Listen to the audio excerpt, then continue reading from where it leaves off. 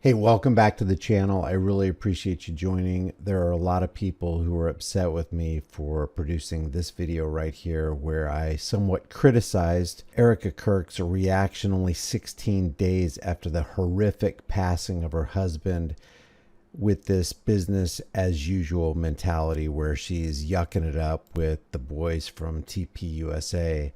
And I played a clip from the Charlie Kirk channel where she's laughing. They're reminiscing about what has happened in the past, but I didn't play the video far enough. It is a 17-minute video, and I only played like 6-7 minutes of it. I want to proceed with that, but I also want to address some of the comments that people left under my video, and there were a lot of negative comments, and I'm fine with that. I'm fine with constructive criticism. I'm even fine with criticism that may not be constructive because I want to know how you guys feel. What you have to realize, because people are saying, what did you expect her to do? Just crawl off into a corner and die and not carry on Charlie's legacy? Well, at the very least, I would expect her to not believe the government story and actually find out who killed her husband. I would expect that at the very least. Yeah, people grieve and they process tragedy and horrific events and sad things in life in different ways. But when you carry on as business as usual and you choose to believe the government's official story, knowing, and I don't think she's ignorant. I don't think she's stupid. I think she's an intelligent person, knowing that the government has a history of lying to people, saying that Charlie was shot from 140 yards away with a 30-06 and the bullet stopped at Charlie's man of steel neck. When you hear that, you have to respond to all the red flags that are being thrown up, because there are a lot of red flags. And it seems like the only people who are interested in getting to the bottom of this horrific tragedy are everybody who's not involved in the federal government or TPUSA. Why does it look like regular YouTubers are more concerned about finding out who killed Charlie than Charlie's own widow? And you can chalk these reactions up to, well, she has so much peace in Jesus. She knows where her husband is, safe in the arms, the loving arms of Jesus Christ. Yeah, you can chalk that up. But there's a lot of Christians also weighing in under my video saying, man, my husband passed away a year, 2 years ago, and I'm still having problems processing it. So you can chalk that up to, well, she has such a deep relationship and commitment with Jesus Christ that he's given her peace that passes all understanding. Greater is he who's in you than he who's in the world. Watch how there's a particular segment that I'm going to play right here where she's reminiscing about a stuffed animal or these little cute puppets that her daughter gives to Charlie that he sometimes puts on a show, and she doesn't get choked up at all. There's no moist eyes. And you can take this as harsh criticism if you want to, but these people are not like us. There are poor people shoveling boatloads of money into their pockets. These are rich, well-connected people. These people have the support and benefit from swirling around the halls of power. People like this affect political policy, which means they affect all of our lives. They fly on Air Force One and Two. They frequent the White House. They live in multi-million-dollar mansions. They have fat bank accounts, promote Israel, wail at the Wailing Wall, and have approved of the horrific nonsense as Israel blasts Gaza to smithereens. So yeah, we're going to intensely scrutinize people who influence policy and affect our lives. Take a look at this. I'm excited for all of it because we have a good team. You have every right to be. We have After a good everything team. that you've been through, what the team has been through, to see it's like I keep saying, Charlie's almost sprinkling his little Charlie Kirk magic dust on everything, and I mean that in a very Christian sense. that Charlie lived such a remarkable life, and his mission was so big that in death you cannot contain it. It unleashes something even greater, and it's on us. And Charlie would look at us and expect us to do the right things here. And I would say, look at the memorial.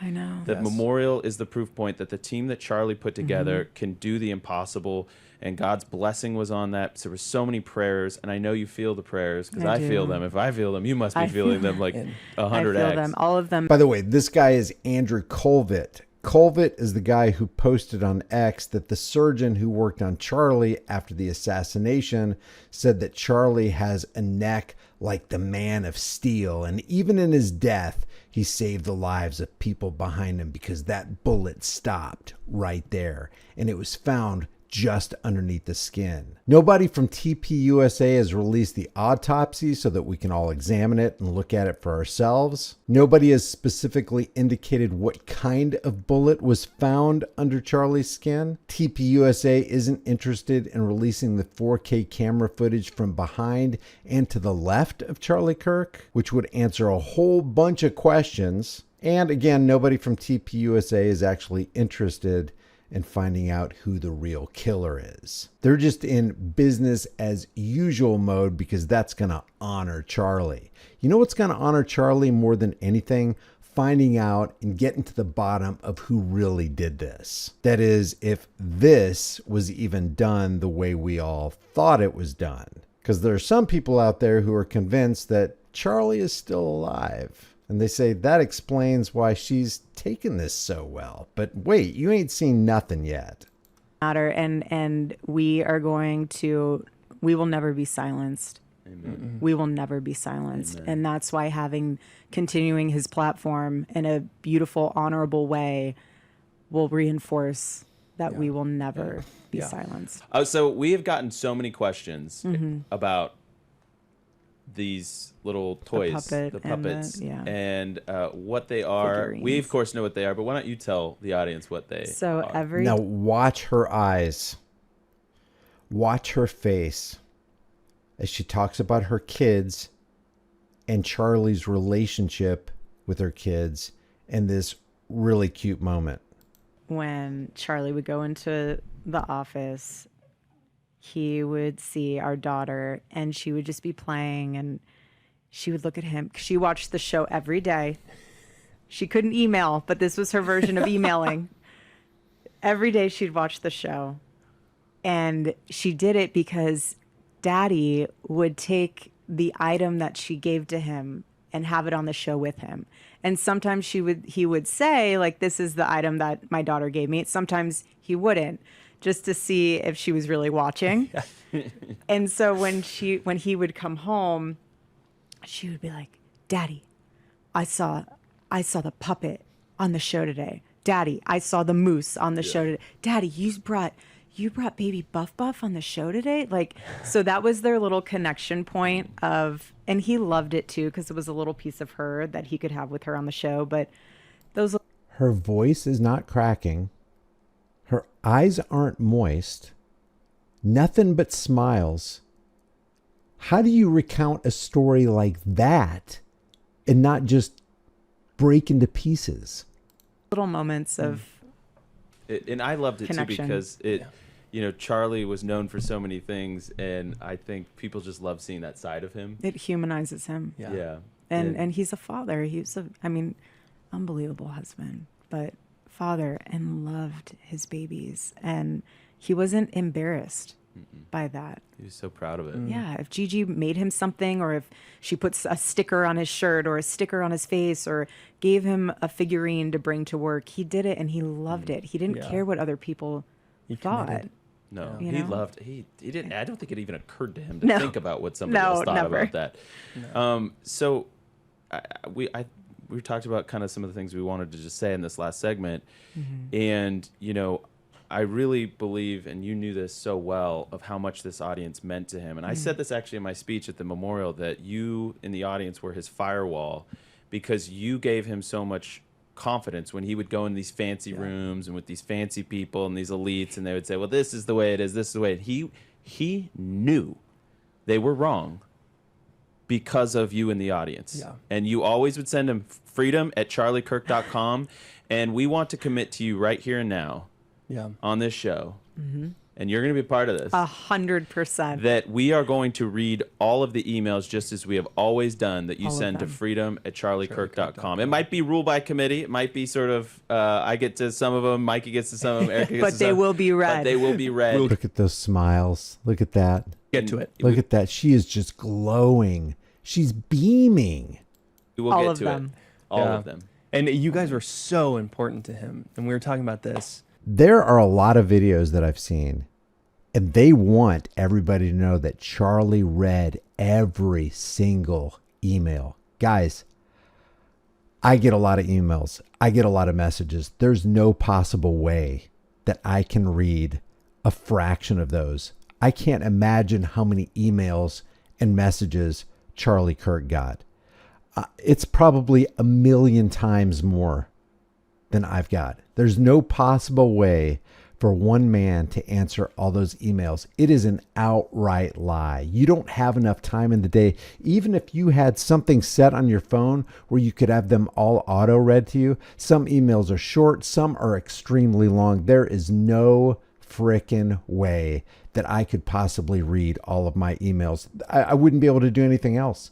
And I wouldn't have time. If I started at the beginning of my day, all the way through the end of my day, there's no way I'm reading all those emails. There's no possible frickin' way that Charlie Kirk read all those emails. And they are lying to you. They are not going to read all your emails. These people don't care about you. And besides that, even if they did care about you, it's impossible.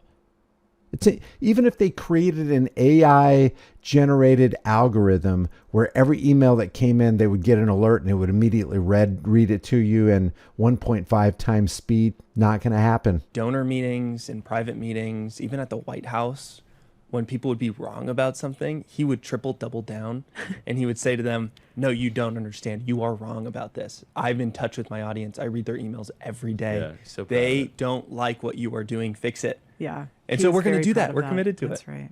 Yeah. I was very proud of that. And I just also want to say thank you to the audience, because in Yes. the days immediately after, I mean, we looked at each other a couple of times going like, what are we going to do here? And so many of you guys. In the days immediately after this horrible assassination attempt, where like a fire hose, red fluid was coming out.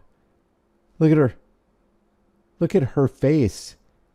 It almost looks like she's in love with Andrew. It almost looks like she's enamored with this guy. Signed up to become members, members.charliekirk.com. So many of you bought the t-shirts at charliekirkstore.com. Selling merch. Selling Charlie's merch. He's in a casket somewhere supposedly. And they're just selling merch. They were selling merch at his memorial. That you gave us this breathing room in this really hard time. And it was like, we don't know what's going to happen. We don't know if we've got a show. We don't know what but we committed to the staff. We're going to keep you. We're going to keep you. And you committed to him very did. clearly. Maybe say something. I about said, that. you're not going anywhere. You can choose to leave. Any of you can choose to leave. But you are a part of the Charlie Kirk family, Charlie Kirk Show family. And we need you. Each one of you serves a purpose and a role. And again, if the enemy tries to come in and divide, you'll be able to see that very clearly. But we will all remain a united front, and the show will continue. I mean, a little behind the scenes here. Erica did that speech where I'm standing right now on the podium, somehow got through that, her national address. Then she walks out there to where all of our staff are, and she then goes on to do another speech to all the staff, telling them, you're not going anywhere. We're keeping the lights on. They're laughing about the white suit speech where she was standing behind the podium crying, and she is laughing about that speech. And he's laughing, and he's laughing, and he's got a smirk on his face.